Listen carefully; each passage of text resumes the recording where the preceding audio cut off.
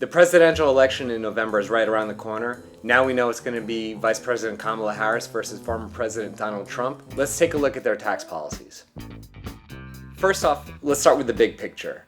Harris and Biden have pretty much the same ideas when it comes to taxes. More taxes at the top for rich taxpayers, for corporations, and an easier tax load at the bottom. There's bits and pieces that are different between the two, but directionally, they're pretty much the same as far as I'm hearing. For example, she's aligned with President Biden on the child tax credit, but she takes it a step further. They both want an expanded child tax credit that would pay up to $3,600 per child, but for parents of newborns, with a tax credit that would pay up to $6,000. Harris and Biden are aligned on the corporate income tax rate. They both want a 28% rate versus the 21% right now. The difference is, when Harris was running for the presidential nomination back in 2020, she actually was calling for a 35% rate. On the other hand, Trump has called for a tax rate that could be 20%, maybe even as low as 15%.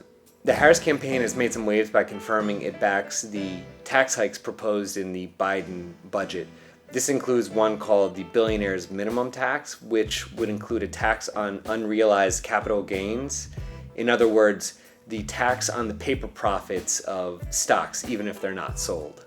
This would be a tax of 25% on households with at least $100 million in wealth. Another idea that's come up since the big campaign reshuffle is President Trump's idea that people getting Social Security shouldn't be taxed on those benefits. We don't have too many details on that yet, but critics say it would cost a lot of money. Harris, on the other hand, doesn't have a proposal regarding Social Security and taxation.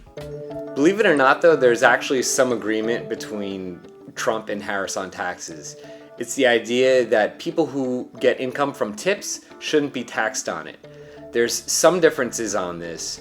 Harris says this only applies to income taxes and not payroll taxes, and that there would be limitations. We don't have many details yet from the Trump campaign. So Harris and Trump seem to agree that there shouldn't be taxes on tips, but economists and tax policy experts don't agree this is a good idea. The reason being, it would only reach a certain sliver of workers, and it wouldn't be a broad-based way of getting a lot of tax relief out there. Remember, these are campaign proposals. A lot of these proposals rely on more than just these two candidates. Without clear majorities in the House and the Senate, they'll have to do a lot of compromising.